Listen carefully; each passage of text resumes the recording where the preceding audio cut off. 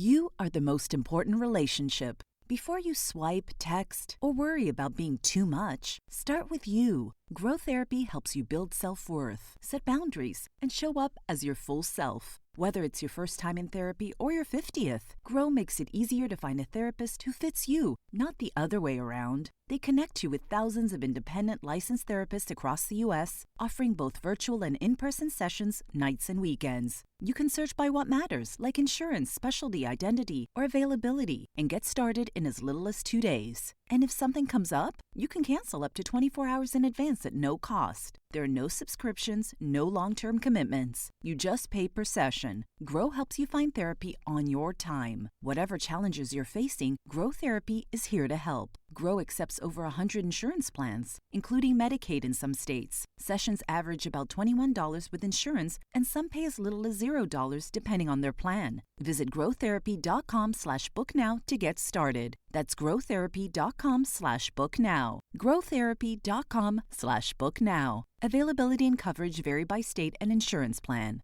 Hey Rifters, welcome to the show. Subscribe, rate, review, tell a friend. I still cannot find my blue hat. So, if anyone knows where my blue hat is, please let me know. Of course, you wouldn't know where it is unless you knew where I lived. I gotta get like one of those tile things for my hats. I'm a loser. I lose things. Not that type of loser. I'm just a loser who loses things. Excellent. Anyways, we got a great show today. I'm very excited for this guest. You've seen her in the Umbrella Academy. You've seen her in the movie Escape the Fields. She had a new movie that just came out, which I want to make sure I get that right. Dead Man's Wire, which I was actually on the verge of going to see, and I didn't get a chance to. But the great Jordan Claire Robbins is going to be here via Zoom. So subscribe, rate, review, tell a friend, and enjoy Reza Rifts with Jordan Claire Robbins coming up next. From Hollywood, California, welcome to Reza Rifts with your host, Keith Reza. Hi, Jordan Claire Robbins. I'm so sorry. I'm a little late here. I'm back in my childhood home and there's a lot going on, you know? Oh, yeah. Well, thank you so much for doing this. I really appreciate it. Thank you for having me. It's so nice to meet you. Well, it's over Zoom, right? So we could say we met, but we still got to be in person. Yeah. Maybe I'll audition for one of your movies and I'll be like a character in it, and then we can meet. I would be honored. That sounds amazing. Let's make it happen. Let's do it. I'm the worst auditioner in the world, though, Jordan. Like, are you? Oh yeah, I'm really You know, bad. I don't think any of us are really great at auditioning. It kind of just isn't what you got to do. It's not fun. I miss the days where it was like, I guess ever since the pandemic, I kind of gave up being an actor because like I miss the days of going to the audition room and with the producers and the energy, you know what I mean? Yeah, yes, I do. I know exactly what you mean. It's weird that we're never going back there, it seems. I know, it's weird. Yeah, So it's a shame. Yeah. So like someone has to go see me do stand-up comedy and be like, "Hey, I want to put you in a movie." That's a great way. That's a great way to like shine your light, though. I mean, like making people laugh. Stand up is, to me, the bravest thing that one can do. So props to you. Oh, really? I think singing is, and you do singing. I do sing, but isn't that funny how one person, might find something completely, comfortable and fun, and another finds that terrifying. Yeah. Yeah. So, like, before we go into the acting, modeling, let's talk about the singing. Like, how long have you been singing, and like, do you get nervous when you do it, or? I've been singing always. I think just as a kid, I was like that obnoxious kid that would like force my family to sit and watch me sing and dance for hours and hours and hours on end. And then in high school, like, I studied, I was classically trained in singing, flute, piano. I was very much the music kid. Yeah. And then that became musical theater, and then the curiosity around film and TV. And now I'll just sort of hop up and do an open mic, or if I can sit down on my piano and doodle around a little bit. I'd like to do more. I would really love to play more roles that allow me to bridge the two. Yeah. You should write something like that. That'd be cool. I should write something like that. Yeah, it's Yeah. definitely percolating. It's been percolating for a while. Yeah. So like have you ever wanted to like release an album like Jordan's hits or something? Jordan said, no pressure, just every single one has to be a hit. Um, I mean, I don't think that is necessarily for me at this point in time. I have friends that are incredible singer-songwriters. I wrote a Yeah. song with a friend of mine, John Bryant, recently. He's amazing, and we did a duet, and it was really cool to see his process. And I mean, songwriting, I think it's a muscle like learning lines. You do it, and you kind of force yourself to start the process enough where you have that muscle that's active enough that you're doing it more easily. But I don't know. I think it just seeing how much goes into it, I think I would have to be like really dedicating that as the focus. Yeah, definitely. I was always thinking like like Elvis or Meatloaf or whatever or Michael Jackson, they have these greatest hits. Hmm. Has anyone ever released like the worst songs of them? You know what I mean?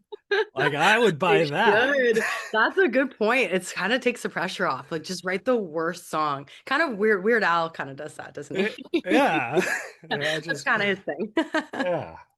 But no, like I wanted to throw this because this is all going to connect in a way. But like last Mhm. night, I had a weird dream, and I think as humans, we all have weird dreams. But like I dreamt how like because they have these things of like axe throwing, you know what I mean? Like these, Yep, I've done that. and Yeah. you have? Did you like Mhm. it? Was it It's fun? fun. It's really empowering. I mean, you have to like, you let out a battle cry, and it's like your aim is better when you just really let her rip. It's very empowering. Super Yeah. fun. I've Yeah. never done it. So I had a dream last night that I did it. And so like I woke up, I was like, is this a sign saying I should do it? Because like I believe in signs and Yeah, me walking too. around. I was walking around, it's like you should try axe throwing. So I saw like four signs of axe throwing and I was like, did I see Really? this? Yeah, I was like, did I see this because it's a Whoa. dream or it was really I mean, I think either way, you know what you got to do. yeah.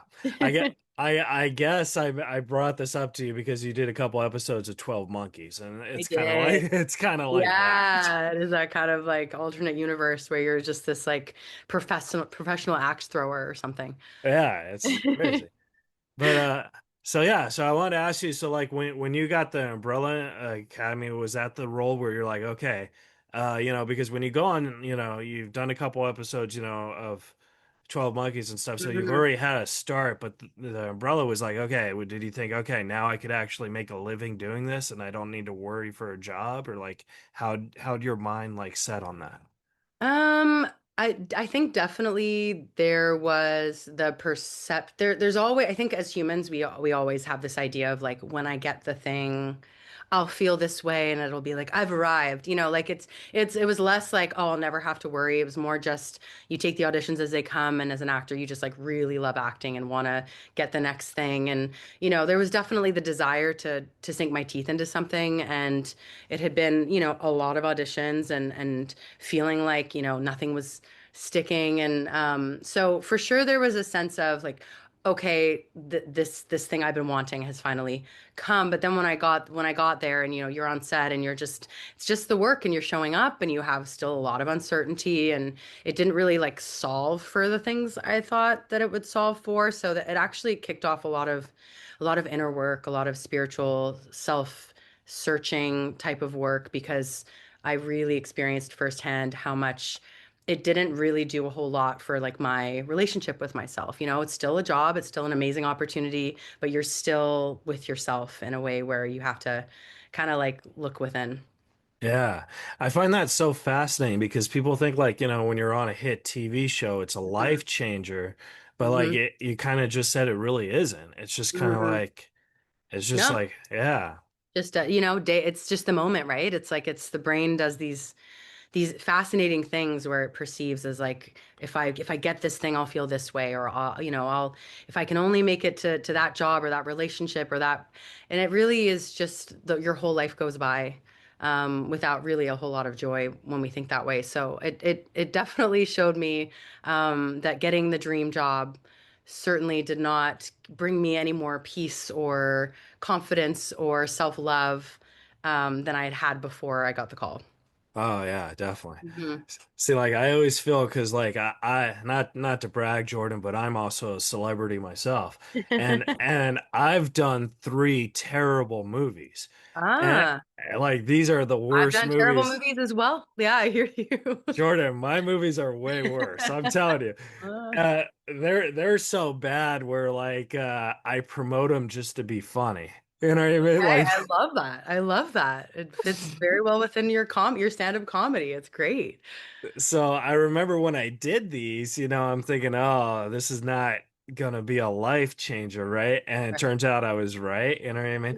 But Right. but I went on this one audition when I was a kid. It was for like a really big movie, and this is like the furthest I've ever gone for like a huge movie, and they made me do a chemistry test. Hmm. And so it was like between me and like four other people. And I thought I read pretty good.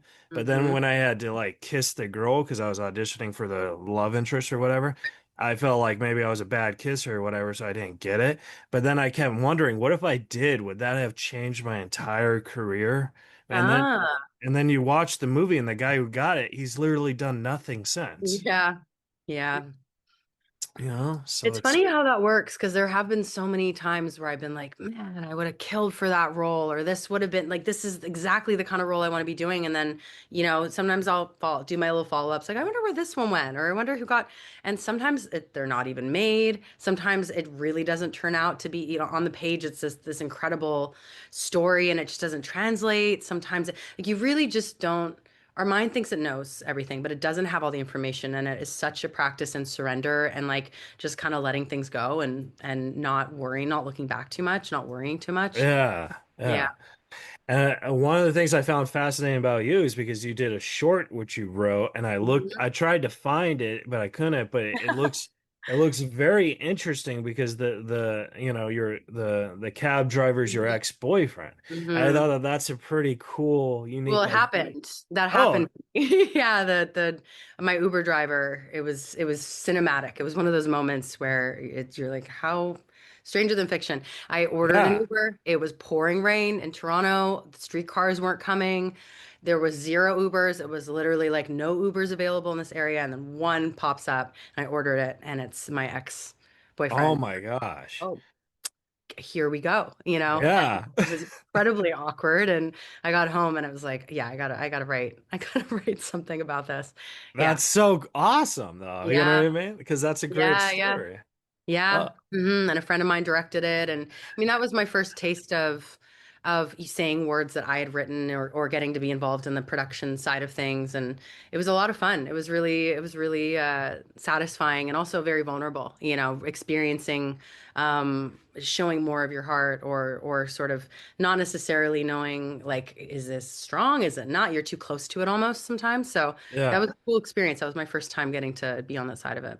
Now, do you have like a secret vault of like do you have a copy of this film? Because like I Yeah, said, I I can, I couldn't can find send it. it. I'll send it to you. I'm not like intentionally hiding it from the world. I guess Oh, I just okay. need to, I should just throw it on YouTube or something. I just don't, I forgot about it, to be honest. Yeah. Yeah. Yeah, Like I'll that. send it your way. Oh, that would be so. I would love to watch it because Yeah, I find like that's the sad thing about shorts is because you never know unless it's in the festivals. You've never seen them. You know what I mean? And true. Yeah, some of them have yeah. great potential. I know, you're right. Certain things just don't necessarily hit. It's sort of, even like, it makes me think of totally different example, but like, I didn't find Schitt's Creek until it won all those Emmys and had been around for Yeah. years. And I think a lot of people found it at that time, or certain shows get on Netflix and all of a sudden they have this resurgence. So it's interesting how timing, like even Arrested Development was like very ahead of its time. And I'm in no way comparing my short film to any of these Oh, projects. I'm definitely Does comparing not it, compare, Jordan. I assure you. But it is interesting how timing, and it's fascinating. Okay, yeah. So send that to me. I'm gonna I hold you to will. that Yeah, I will. because and so I gotta ask you this when if you don't want to talk about it, you could like just say pass. But when you Yeah. saw it was your ex-boyfriend, were you just like, ah? Yeah, yeah. I like to throw myself in at the deep end. I've always sort of like liked a little bit of like, let's see what happens here. I considered for a second, I was like, do I cancel? Because their little photo pops up, and immediately I was Oh, like, this was a time when the photo was here. oh yeah, I think Oh, there not still photos? I feel like there's still photos. Isn't there not? when Uber first started, they didn't have photos. It just had a name. Oh no, it had a photo. I knew, but he couldn't see my photo. So I was like, oh, he Oh, has okay. no idea that he's about to pick me up. And so it was this moment of like, this is my responsibility to decide whether or not we follow through on this. Right. And I was like, screw it. Let's just see what happens. This is going to be a funny story. It was incredibly awkward. Yeah, but I'm glad I did it. It was, one of those moments where you're just like, let's just see how uncomfortable I can make myself. Right. Yeah, do you mind if I ask you, did you play this whole like did you play the card like I'm just gonna pretend like it's not him or how Oh like no, no. You can't do that. I mean, it's not like it was like at this point I think I was 25. I don't know. I was 20. I think I was like, yeah, I was 24, 25, and we had dated like a couple years prior. It's not like 20 years had gone by and I could be like, "Bob, is that, it was uh very much like how's it going, and he just acknowledged the awkwardness. He was like, "Get in the front," which is what happens in the short film. And then he like didn't want to charge me. And I'm like, no, no, no, I should pay because this is like a service and then he's like, I'm just doing this part-time because I'm starting a business. And I'm like, you don't have to explain yourself to me. Like it was so awkward on all sides. yeah. Both of us, thankfully not a very long trip. But yeah, it was worth a short film, I thought. No, that's great. Oh man, that's so crazy. I had an awkward experience Mhm. running into I mean, I don't know if it was an ex because it was like a date or whatever, Okay, but yeah. it's always awkward because like, Mhm. if you don't talk about how you're feeling or if you want to move forward, it's kind of like when people ghost it. So then, Yeah. so like, Yeah. you're like, The ambiguity. I know dating is really tough for that. I think now more than ever, it's a really strange time. I mean, like with the online dating and people, I think it's sort of normalized to ghost now. And it's like, that's never really sat well with me because I'd rather have a direct, awkward conversation and free someone from the wondering. Because I certainly would have. I had a guy once, we went on a date. And at the end of the day, it was a good date. It was fun. We had a good time, but it wasn't like, oh my gosh, I've met my soulmate. But it was still good. It was like, oh, I'd see him again. And then the next day, he called and was like, hey, I had a great time, but I wanted to let you know, like for me, it wasn't like a perfect match, so I'm not gonna be pursuing another date. And I was like, of course, first you're like, how dare you, your ego. yeah. But then I was like, thank you so much for the honesty. And he said, yeah, I had someone do the same thing when I wanted to date, and I really appreciated it. And that really blew my mind, like just the possibility of us being willing to Yeah. feel uncomfortable emotions to just give someone the dignity of communicating directly. I'm a big fan of that personally. Well, me too, because like I have this thing called Asperger's syndrome, so like I don't Mhm. see social cues very well. Yeah, So yeah. like it's very like, uh like dating someone like me is just kind of tough because I don't see stuff. So like after I was just like, hey, you could just let me know if you had fun or whatever instead of like making Yeah. my mind Yeah. wander, To try to, that's amazing that you have that self-awareness though, because I think we all have our blind spots and our, like we all have our things. And the fact that you're able to just communicate, like, here's my need and here's, how I'm wired, I think is huge. Most people don't have that. Like Asperger's or not. I think Yeah. that's a huge superpower that you have that self-awareness. Well, I think I became like more like aware for it, because when I was diagnosed when I was 13, I've gone on like dates before, but I remember Yeah. this one. I went to homecoming and like this is gonna make me sound kind of creepy or whatever, but the girl said I was creepy. And that Oh, just kind of like hurt me because I yeah, didn't that's know not a what nice thing to hear. yeah, but and when you're in high school, I didn't know what was going on, so like now whenever I date, I'm just like, hey, just, I don't Yeah. want to say, hey, you just say, hey, I guess, Yeah. you know what I mean? I think that's beautiful. I think that's really, really like setting yourself up for success to let people know, because we all have our insecurities and everyone's got their past, and it sounds like that girl just like she was misreading the situation. I think we misread things all the time. So I think the more we can just level with people, it just does everybody a favor, and then we can be vulnerable and we don't need to try to play it cool. I'm just so not about playing it cool. I'm not Yeah. very cool.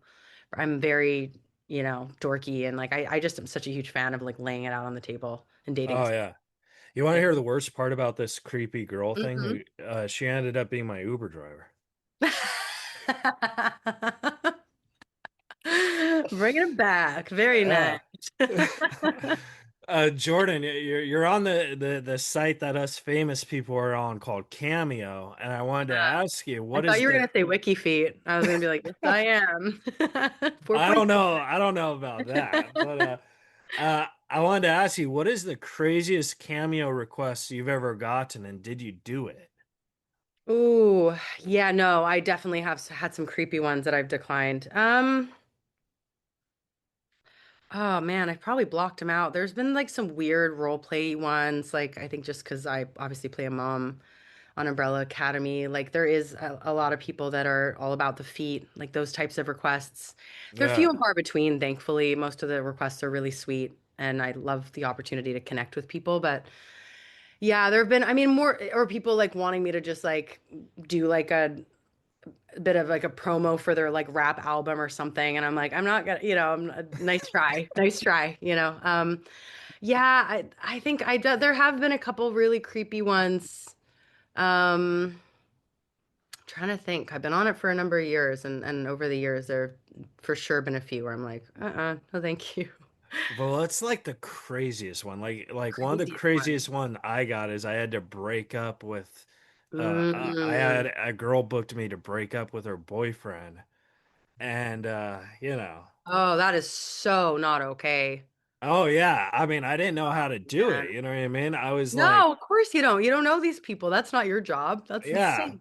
but I desperately need the $20. So I was like, oh, I was Oh my like, God, hey here we Brian, go. I was like, hey Brian, Ashley, your girlfriend of 5 years, wanted me to let you know, wanted me to let you know that she's kind of over you because Brian, I'm just gonna be honest.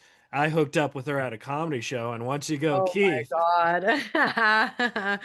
I mean, I think it would have to turn into a, hey, Brian, gotta let you know your girlfriend sucks. Because anyone that would hire a cameo to break up with you is not a nice person. So get the hell out of there. That's how I would phrase it. I'd be like, I would have to throw her under the bus. I'd be like, But what if it was a big celebrity? You know what I mean? Like that would be like that's kind of classy. You know what I mean? no, no, that's traumatizing is what that is. I mean, that's now every time that person turns on a movie, it's like now they're immediately taken back to their worst. Gosh, I had a guy break up with me through his AOL or I remember ICQ, AOL, like MSN, all those messengers. Oh yeah, yeah. He had like he put it in as his name, like his status.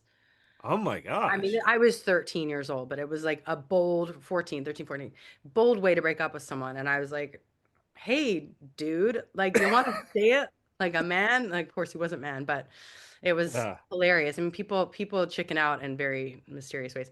Um, yeah, there have been a few very, very wild ones. I mean, but most of the time, it's really sweet, honestly. I mean, I think more than anything, sometimes I feel like people in the past I've had to just boundaries where people like send regular ones where like it's like almost like we're gonna have like a relationship where it's back and forth, and that's where it feels a little tricky because I don't, Right. you never want it to feel, you want to be fair to people, and like it doesn't feel right to be charging people for more of that dialogue kind of thing versus just like a video, which is what it's designed for. So I'm giving you a very boring answer. There's definitely a Oh, crazy it's a one. great I'll give it answer some though. thought as we're chatting and see if I can conjure something up because there have been a few over the years, but I've just done like over 1,000 at this point, so I can't remember. Yeah.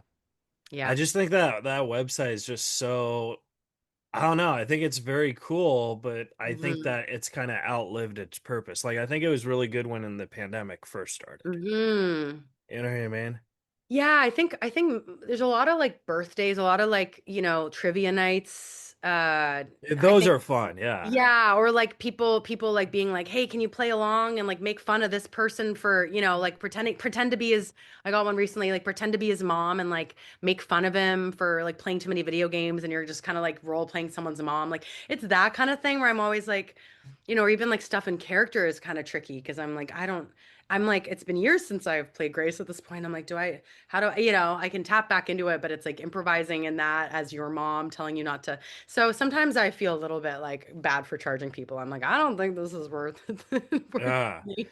That's very interesting what you said because it's been a while since you played Grace. Like whenever Yeah.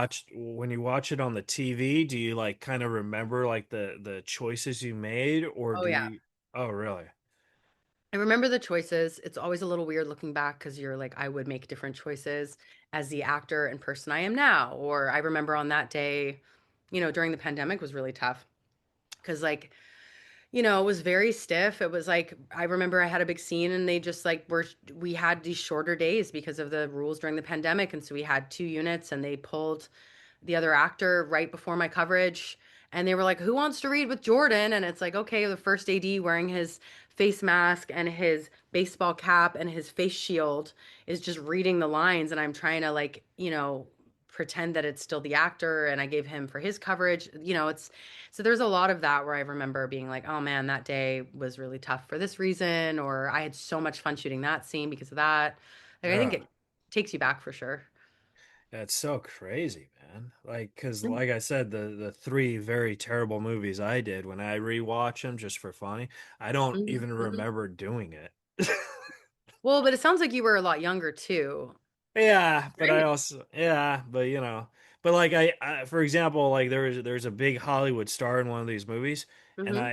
I've never met him, and they like had like a Mhm. cut action, like I was having a conversation with them like this, but I've Mhm. never met him. So like everyone's like, oh, Oh, what was it like working with Jake Busey? It's like I've never yeah. fucking met the guy. I know. It's a bit strange, isn't it? It's Yeah, those types of things are like and those are the things that are tough as an actor because ultimately as the audience, you don't know the context, nor does it really matter. Like you're not meant to, but it's still your job as the actor to not let the things like that are really distracting affect your performance. yeah, Which is can be really challenging on the day. You're like, I am shooting this scene where I'm supposed to be drunk and it's 5 in the morning and I'm like not really awake yet. I'm meant to be really, it's like you have to just bring it and find a way to still like acknowledge and not sort of dismiss the realities of you as the human, but use it in a way where you still give a performance that years later and it continues to live on. You feel like it represents the story for the audience.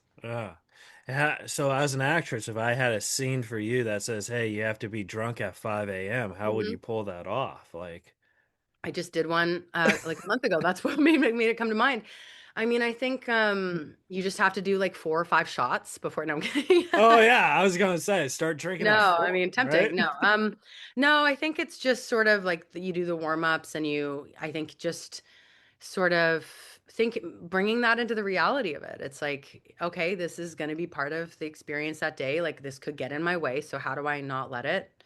And do the warm ups so that my face is awake and relaxed. Because obviously, when you're drunk, you're super relaxed. And I think that's where like your techniques can support you. But also just not, I think I used to, when I was younger, I would just try to deny that I was nervous or deny that I was anxious or deny that I hadn't had a good night's sleep, like just sort of to push that away out of fear. But instead, I think when you use it, these can be gifts that as an actor, you like let go of the control a little bit and like trust that on the day you're given what you need to do a good job. And it's just releasing the attachment to it being the way you want it to be.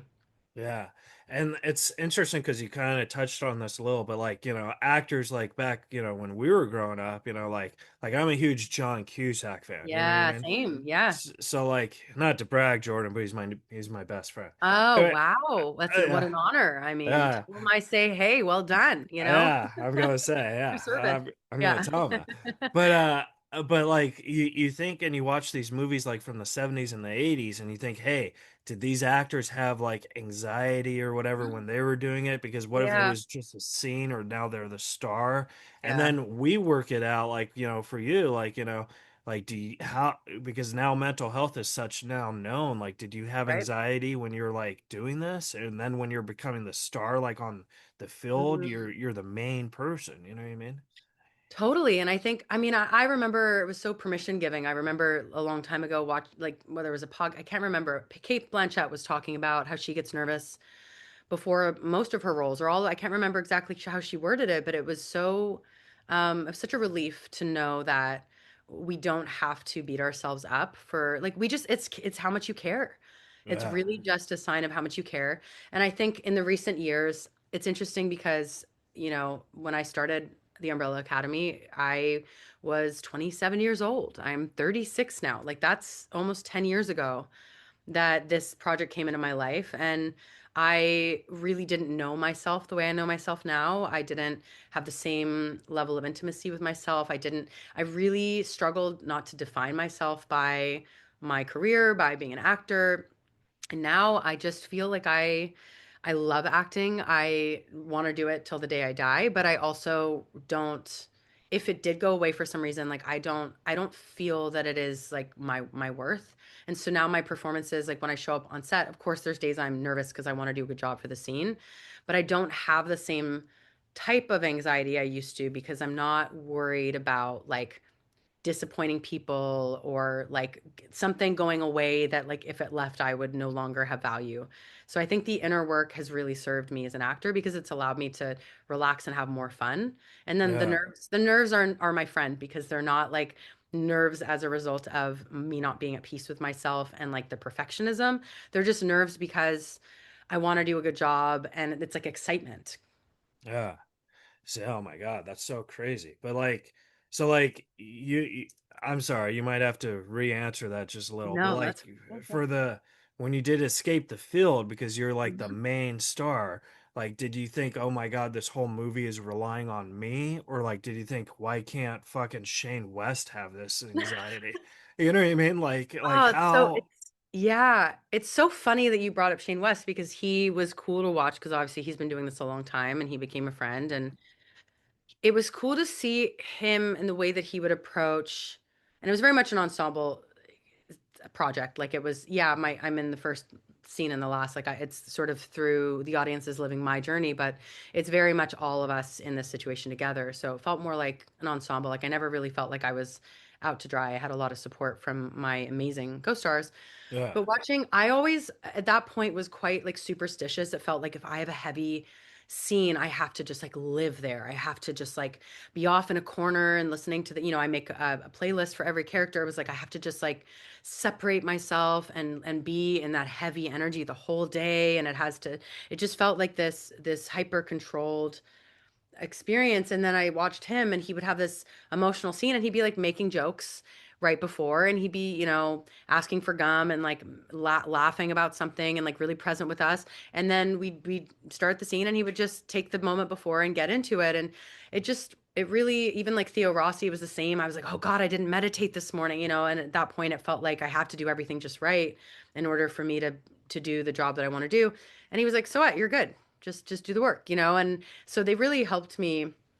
They really mentored me in a lot of ways. They became really good friends, but it was such a lesson in like I have what I need within me and I don't have to put the pressure on myself to do it right. I just do the work to prepare the material and the character and then trust that it's in me. And the more that you throttle something, the less accessible it is anyway. So it's Yeah. kind of the catch 22. It's like, how do you like relax your way into relaxing when you're not relaxed? It's like you really have to I think, do the work to trust yourself. Yeah, that's a great answer. Mm. I wanted to ask you, did you do your own stunts in this film? And if so, did you get hurt on any of them or no? I had an amazing stunt double for sure. Oh, that's But great. yeah, it's always great when you have a stunt double. I love stunts. I love a challenge. So anytime there are stunts, I'm like, let me do it. And then I sort of realized like there was a time on a later project where I like tweaked my back and I was like, okay, not only are these stunt performers like here because they are incredible at what they do and they can make me look so much cooler, but also like get off your high horse. Like you're not doing anyone any favors if you have like whiplash or like a tweaked back where you're Yeah. not able to like do your best work. So I definitely was grateful I had her, but I did do a lot of the stunts and it's funny because, they kept saying like don't dig there's a scene where I'm dragged backwards. Like, don't dig your fingers into you don't hurt yourself. Like, you don't have to do 1,000%. And I still was like, no, I gotta do 1,000%. And I remember I like dug my hands Shane in. West said I have to Oh do a my God. thousand. Yeah. Well, no, as Jordan says, you have to do 1,000%. I remember looking down at my hands after and I was like, oh, like I was like, they were bleeding. Oh My nails my were God. broken. I had so much dirt under and I was just like, I went home for the weekend and I was like, okay, you gotta chill. Like you don't have to like be a martyr. I think sometimes you feel as an actor when you're younger, especially, it's like I have to really suffer and it's just trusting the work and not feeling like you need to like overcompensate for anything. Oh my God. But I love How stunts. Yeah. how cool would it be if that day when you filmed that scene was the day you got the Uber from your ex-boyfriend? And he's like, "What are you doing?" I was like, just Yeah. hanging out now." Yeah, I'm like, Ugh. don't mess with me. Yeah, yeah. Just you just look the other way. Don't make eye contact with the dirty hands. Ugh.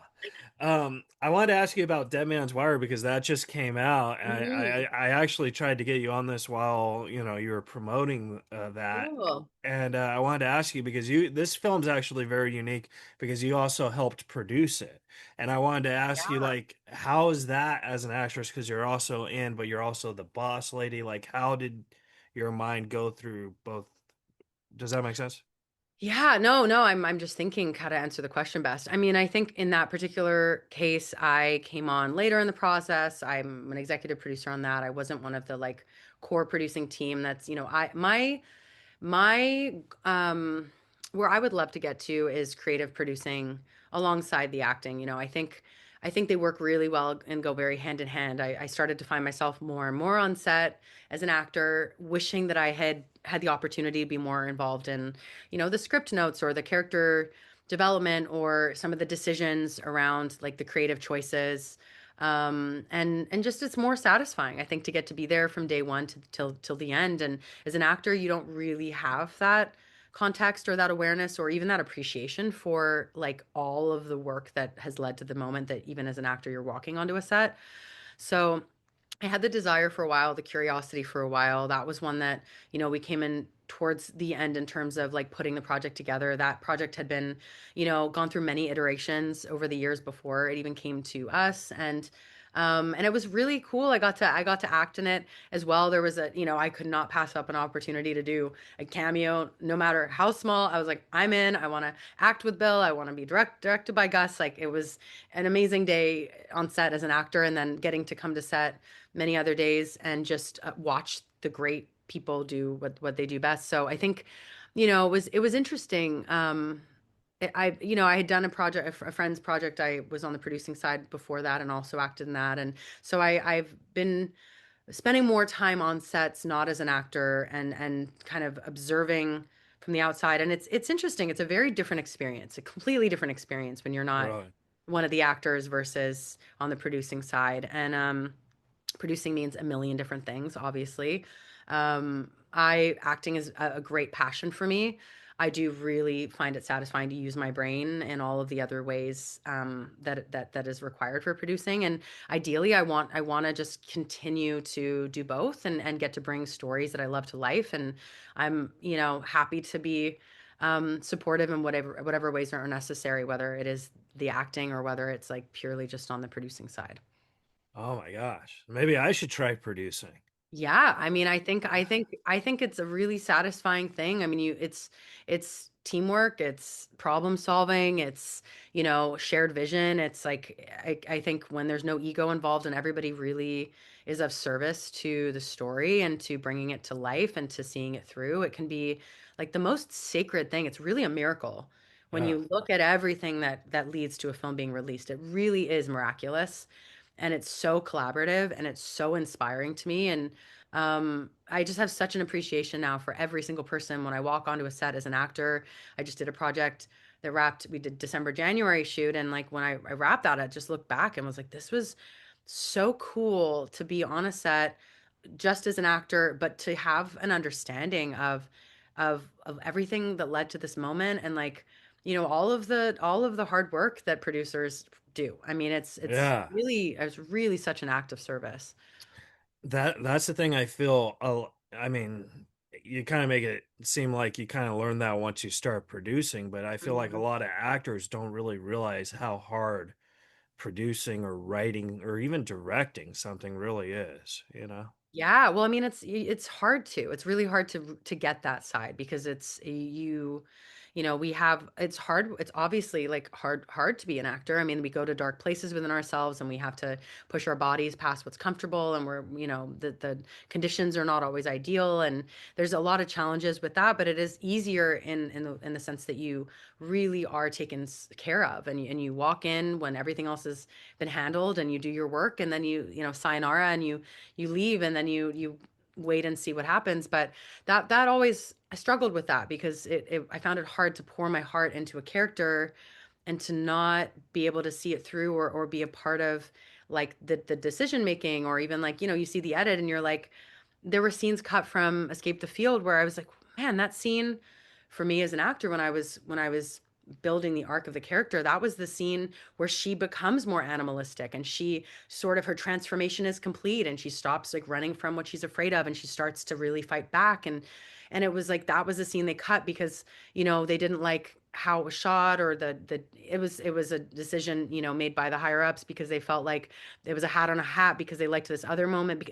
They're not necessarily creative decisions, or maybe people aren't aligned. And it was just, I found it really hard to, I care so deeply, and when I would see the final cut, it was like, man, I really wish that had stayed in, and I would have fought for that to stay in, because this is what we lost. And actually this character's justification was lost, and now you've lost the heart of the story, and maybe it's more exciting and fast paced, but it isn't as impactful on a character level. And the way I think is, I'm quite analytical, but I'm also very emotional, and I just started to care so deeply that it became quite painful for me to not really get to use that part of myself in storytelling, and just sort of like waltz off, and like leave it up to other I t- people.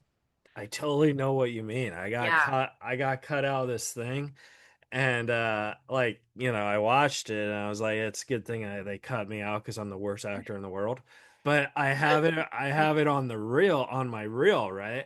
And I'm like, Yeah. oh, they should have left that in because I say some ridiculous cool shit. I mean, like that has nothing Yeah. to do with anything. Yeah, yeah, yeah.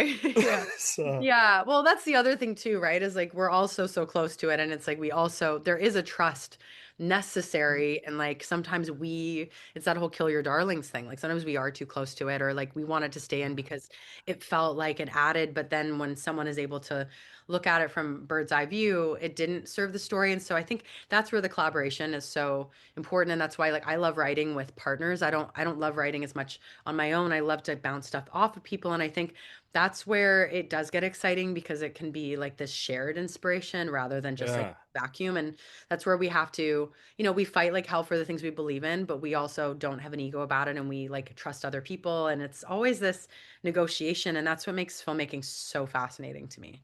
Oh yeah, definitely. Jordan, I want to respect your time. Do we have 10 more minutes? Because I have Yeah, like yeah, yeah. I have so many more Yeah, questions. let's do it. Yeah, no, I'm good. I've got time. Oh, okay, cool. I wanted to ask you, uh, I can't read my own, right? Oh yeah. Oh no, I wanted to ask you this because like when when you're a little girl or whatever, and you tell Mhm. your parents, "Ooh, I want to be an actor or Mhm. singer or something," I feel everyone. This is gonna be weird, but I feel like everyone wants to be famous. You know what I mean? Yeah. And then when they are famous, because not to brag, Jordan. I mean, I'm not as famous as you, but I'm also famous. And so like you look back, and do you think like maybe you kind of wish you didn't want the fame of that you just wanted to do this? Does that make sense? Yeah, that makes total sense. I never really had given a lot of thought to fame. I mean, I'm from Bermuda. I'm Yeah. from a very small, it's essentially a very small town, 60,000 people on a very small island. I'm there right now visiting my family, and it's, Childhood home right there. yeah, here I Yeah. am. She's dry. Yeah, I'm like, take it all in. Yeah.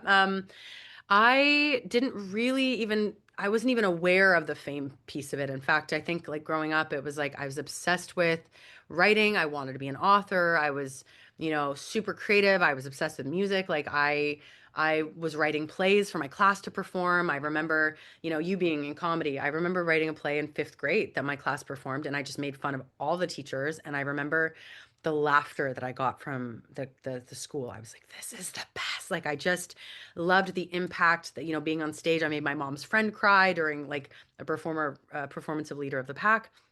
And there were all these moments where I just felt my impact. And so it was more, I think, just um the love of seeing how performance and story and music and acting could really like land with people and really affect people, um and that's what really drove me. I didn't really think about the fame piece, and then film and TV, it was like, oh wait, I can do this as a job. Like it hadn't even crossed my mind until I was like, 17, 18, and left the island to get an education, like to get my university education. And so I think like the fame thing is still something that I'm kind of, I mean, I definitely don't I don't feel that I'm famous. I mean, my role on Umbrella Academy is like so abstract. Like people very rarely even, when they find out I'm in it, they're always kind of shocked because I don't speak the way, I don't look the way I do on the show. I don't, it's a whole Yeah. world that they built. And it's not like Robert Sheehan, who, he's this hilarious, quirky human who looks a lot like his character, where I'd be standing next to him and people would be like flocking to him and they wouldn't even realize that I was in the show. I would just kind of like be laughing to the side watching it go down. When we were filming in Toronto, it would be like me and the rest of the cast, and people would never clock that I was in it. And so it was interesting because I felt like fame adjacent a lot. But so I've had sort of the vantage point of getting to examine it without having it take away my anonymity or my experience of life. And I have friends that get recognized everywhere they go, and I see like it actually starts. You do sacrifice a lot of your day-to-day freedom, and I think it's just a byproduct of getting to do, in my opinion, like one of the most incredible jobs there is. Like I'm so grateful, and I'm by no means where I want to be, but I'm incredibly grateful for what's come and what I'm building. And I think you sort of just, I don't really understand the like rejection of it. I know a lot of, I understand it's a tough thing um, to wrap your head around, and I'm not at that level yet. So I have compassion for how hard that is. But I think it just comes with the territory of like being in people's homes and representing like things that really resonate with people and matter to people. And as Right on. annoying as it is, as much as it can steal away like the moment for people at that level, I think it's also a gift in the sense that, and that you matter, and that you have given people something that matters to them. And when we watch a movie, like we cry because it makes us examine our own life, or it reaches something within us that it really really matters, or helps us heal. And that's a gift. And so yeah, I mean, it's all of it. It's there's downsides, there's incredible upsides. It's an opportunity, and it's also a sacrifice. So I think it's just the complexity of being human. It's just a very unique human experience. The cool thing though about being famous, like let's not lie, is we could go to the VIP table whenever we want.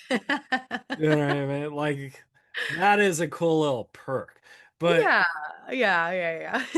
but I think like no, I totally agree with you because like I don't mean to slam my fellow actors and comedians, Mhm. but this is a compliment in a weird way. My favorite form of celebrity is the people that know they're celebrities, but they don't want to be celebrities. Like John Cusack, for example. He's the Yeah. biggest movie star in the world, but he doesn't give a fuck about being Yeah, a because he's movie not star. doing it to be he's not, that's not what it's about. Yeah, Yeah.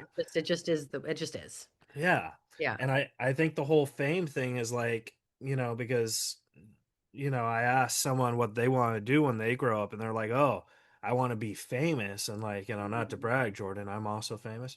And Mhm. it's like, do you really want to read terrible things about you? Like I Google me and it says I have Yeah. a very annoying voice.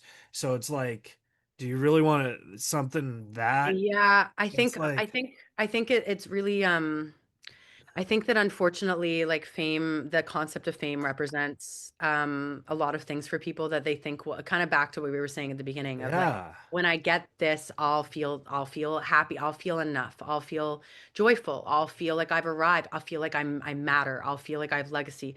I think fame represents for a lot of people that enoughness and that peace that we all are seeking. We all want to feel seen. We all want to feel like we matter. We all are craving purpose. That's our, I think, why we're here as humans.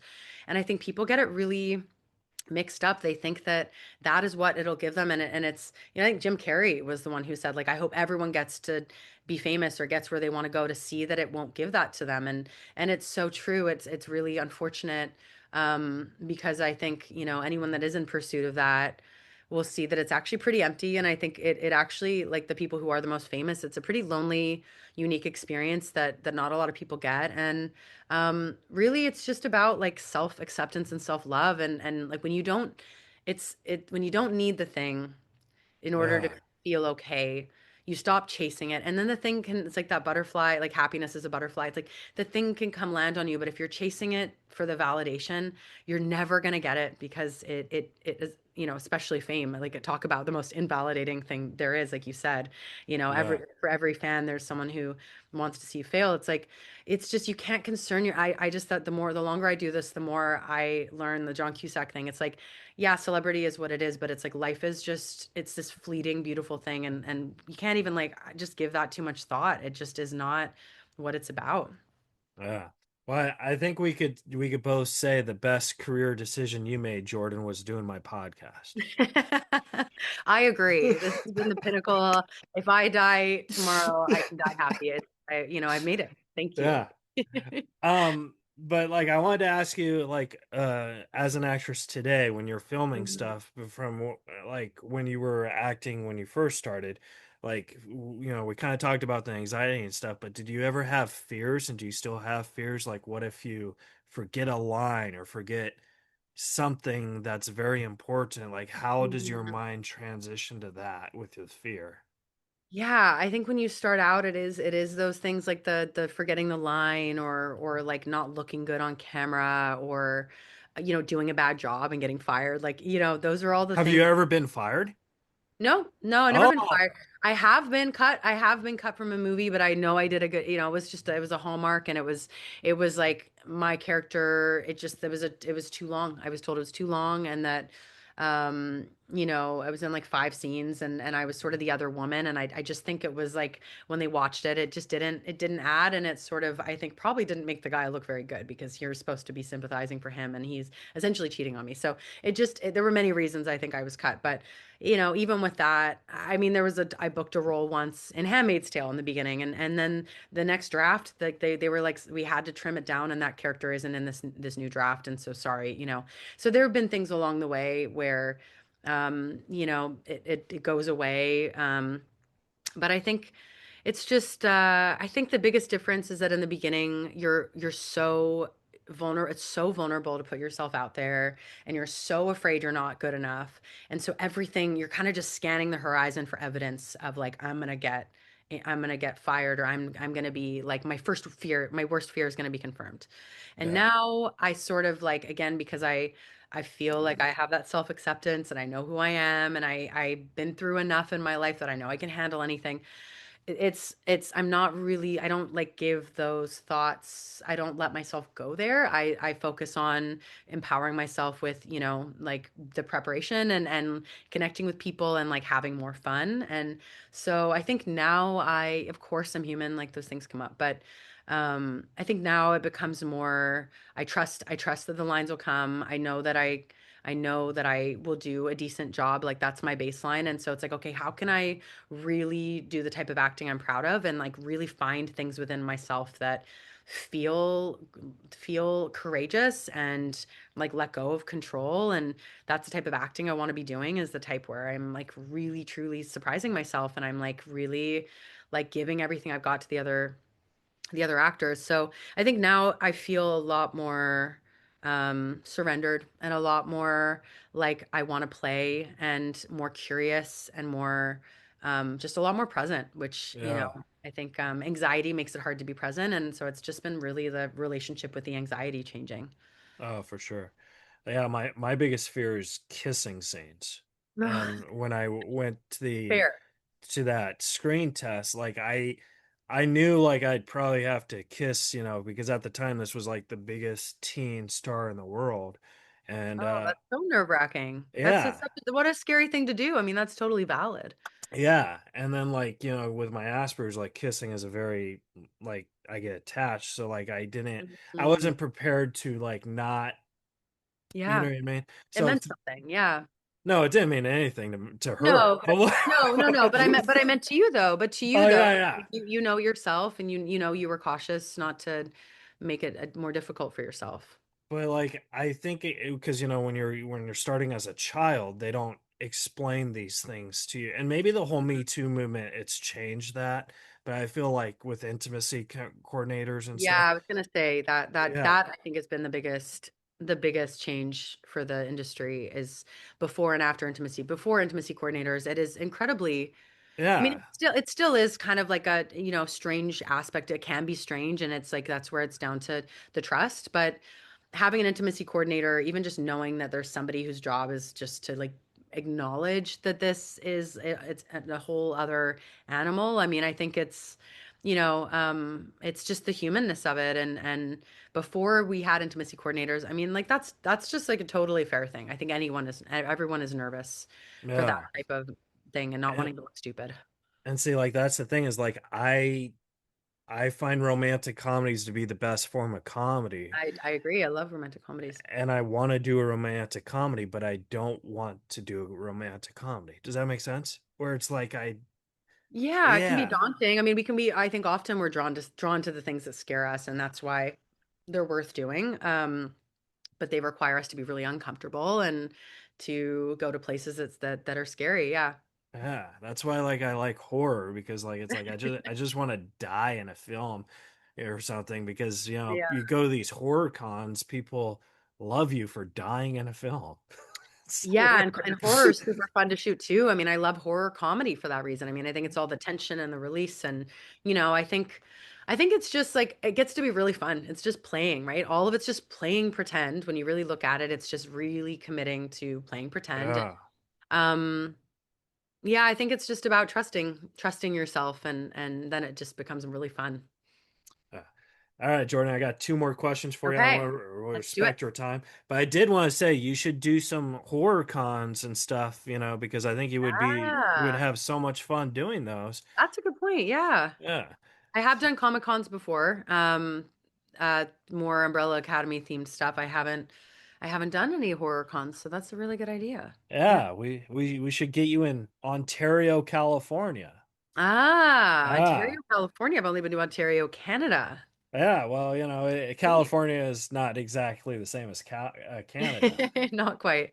But the thing is, if you do this one in Ontario, is I could be your personal assistant for free, Wow. and we could just hang out, do this while you sign autographs, and Amazing. I could tell you funny things to sign, like say, "Hey Jordan, on the next one, right? Don't do crack." I mean, already you're gonna make me a better, autograph provider, a better Exactly. attraction for the fans. I mean, I need you in my corner. It's true. All right, cool. We'll work this out. Deal. I got it. Um, So my second to last question is this has nothing to do with you, but I was watching like this weird documentary about the stranger wonders of the world and like Mm. all these pyramids and stuff. I wanted to ask you, Jordan, because the truth is we have no idea how these things were built and stuff, and I wanted to ask you, in your opinion, how do you think these things were made? I so thought you were going to lead this question into a Bermuda Triangle question. I was ready for it. Oh, I okay. think these things are made. Man, that's I'm fascinated. First of all, I was obsessed with the pyramids and ancient Egypt growing up, and everyone that meets me asks me about the Bermuda Triangle. I mean, the great mysteries of life are mysteries for a reason. I don't know. I mean, wouldn't it be Really? amazing if I was like, I've been waiting for someone to ask me this question. I I know. actually do know. And it's time to share with the world. Are you ready? Um, I believe that there's a lot we don't know. I am very spiritual. I mean, I think there's a lot more out there than we're aware of. Alien stuff, like all of it, I'm open to anything. There's a lot as humans that I think we're not meant to know, or maybe we're not meant to know yet. Um, I mean, I believe in past lives. I believe in reincarnation. I believe that there's other life out there. I mean, so who the heck knows? But I definitely think that there are definitely things that indicate that there's life beyond what we're aware of as humans. Yeah. I think it's pretty arrogant anytime we think like we can draw a line in the sand and say this is absolutely correct. I think I love to learn, and I love to lot to not know. And I also find unsolved mysteries incredibly infuriating. So Oh, I do too. I'll completely contradict myself and say like the true crime, the unsolved mysteries, like those are the things that keep me up at night and like I ruminate about. But the bigger life questions, I'm always fascinated to like, ask for answers and see what happens. I feel like we're in a simulation a lot of the time. A lot of the time life feels like a video game. So Oh, for I sure. I'm here for all of it. Yeah, yeah, I have this weird theory. Would you like to hear it? I would love to hear it. Okay, so Jordan, so in like 5,000 years from today, right? You and Okay. I will still be famous, but we'll be dead. And all our children's children, like we'll have a big line of death. Okay, Whoa. so Yeah. so just letting you know. That's a lot. That's a lot. I Yeah. don't want to Like spoil this. what? Yeah. Yeah. Okay. So we're all dead, like 30 generations of us are dead, right? So they come up with these things called time machines. Okay, Jordan, this is I've very heard of 'em. important. I've heard of Okay, 'em. Yeah. okay. And what they do with these time machines is they go back into the past, right? And they build all this shit, right? And then they go Mm, back to their future and they look in their crystal ball to today and they're mm. just laughing at us because we are fucking stupid. Yeah, that checks out. That checks Yeah. out. Yeah. No, that resonates for sure, I think. For sure, right? Yeah. Yeah. Because it's crazy because they're having the time of their lives up there, just thinking, look at these guys, Look and at they're, these idiots. I know, Morons. All of Uh, them. Yeah. yeah, it's like it's so right there. They're making movies and TV shows about this shit, and they still don't know. Mm-hmm. Right? Mm-hmm. Yeah. No, I mean, I don't think you're wrong necessarily. I mean, I think they're definitely watching, and I think they're probably amused by a lot of what's going on down here. Oh, for sure.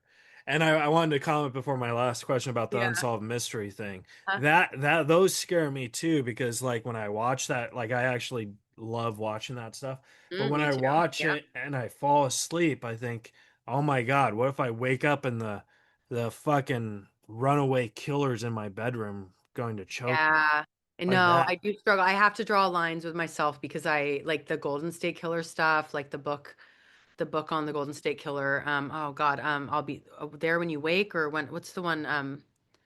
She had passed away, and Oswald's wife. Anyway, she was like spearheaded catching this killer, and it was really amazing, amazing journalism. Like it really goes to show she did not give up on this case. But that book, I'll be there when you wake. Is that what it's called? Do you know what I'm talking about? No, but this Oh sounds so my gosh. fascinating. Well, it's like it's the Golden State Killer, and they caught him, but when she Oh wrote the yeah, they book, caught him like 3 years ago, right? oh Four yeah, years. through the Yeah. DNA, like the all the ancestry or 1 2 1 2 3 me or whatever. That book, I had to put it down because at the time I was like living alone and I was just like, nope, nope, this is like disturbing me at a level where like my brain, I dream actively. I have a very, very active imagination. Like I'm fascinated. I mean, we're all fascinated by that stuff. Like I have a psychology degree. I'm fascinated by serial killers. I'm fascinated by psychopathy and like nature versus nurture. All that stuff is so interesting. But you also have to be careful what you let into your mind because I think Yeah. it can take away your peace too. So it's a balance. Yeah. Well, so like I write scripts and stuff, and here's what I Mm, like. I used to teach screenwriting, but here's what I learned cool. in storytelling, which I think is so fascinating, but also this is going to be the scariest thing you've ever heard, Okay. is there's no such thing as a secret. And I feel like that is just like mind blowing. You know what I Hmm. mean? So That's an like, interesting concept. Yeah. yeah. I Huh. mean, think about it. Have you ever told someone a secret? You kind of told someone. You It know what I makes it mean? no longer a secret. Yeah. Eh, It's a good point. I mean, and And that's kind of comforting in a way too, though, that just the idea that things have a way of coming out. yeah. It might take a long time, but everything kind of comes out in the end. So like the Golden State guy, like I don't Hmm. know, I He remember lived a reading long about it, life. Yeah. but like he Yeah. probably shouldn't have told people he was still in Golden State. Or maybe you just probably shouldn't have, murdered all Yeah, the yeah. people No, back no, in. no, no. He Yeah. shouldn't have done that. Yeah, yeah, Oh, yeah. okay. Everything else was fine, but if he just kept his damn mouth shut. Okay, so Jordan, my last question for you is, we talked about time machines a little. If you could go into one of these time machines and talk to a younger Mhm. version of yourself, knowing everything you know now, what advice would you tell yourself and why? It's a really beautiful question. I love Uh, that question. I think I would go back to like 13, 14-year-old Jordan. And I would just kind of let her know that I mean, I felt very different growing up. Like I was like that super creative, artistic kid that like there weren't a lot of creative people in my year. I was the only one who took music at a higher level, literally the only one who chose that as an elective. I won all the creative writing awards and the art, it was very much my thing, but it was pretty lonely. I didn't really feel like anyone got me. I didn't have a lot of very close friends. I just kind of was friendly with everyone and I felt like, oh, there's something wrong with me and I need to change myself in order to belong. And I think I just go back to tell her, that these are all gifts and to really like lean into befriending herself and not feeling like she has to abandon herself to fit. Like it's feels like school's never going to end when you're younger and it's such a small part of our life, and often the people who are struggling the most in school, who don't feel like they fit, are the ones that go on to do incredible things. I have so many amazing friends now, like all the things I was like desperate for at that age that I thought I'd never have, I have now. And so I think I would just go back to give her permission to really lean into who she is and not like concern herself so much with fitting. wow. Wow. I'm so glad you said that and you didn't say, Jordan, this is Jordan Claire Robbins from 2025. How are you? Uh, if Keith Reza asks you to do his podcast, say no. They I'm so know. glad you did not say that. Well, that was my second answer. So I'm thank God it was neck and neck, and I'm so happy I went with the one I did because that would have been really uncomfortable for you, embarrassing. Well, my whole Yeah, career has been uncomfortable, Jordan. I think we know this. but here you are. Well Yeah. done. Well, Yeah, Jordan, it was an honor to interview you. Hopefully I did A-okay. you And did amazing. I had a blast. Thank you uh, so much. yeah, and I can't wait to actually do a movie with you or be your assistant at one of these Comic Cons so we could All of it. actually meet. Amazing. I would be honored. I Uh, look forward to the day. all Thank you right. so much. Well, where can the folks at home follow and support you? Instagram, Twitter, any of that? Yeah, I'm just on Instagram these days. Jordan Claire Robbins, my full name. I need to get into the whole X thing. I'm not really on there. I'm hopeless at Twitter. I don't know. All of that feels Oh yeah, it's X now, I huh? can't keep up. I don't know. Apparently, Yeah. allegedly, Yeah. I can't keep up. But Instagram feels like that's where my bandwidth, it feels safe. So that's where you can find me. Yeah. Cool.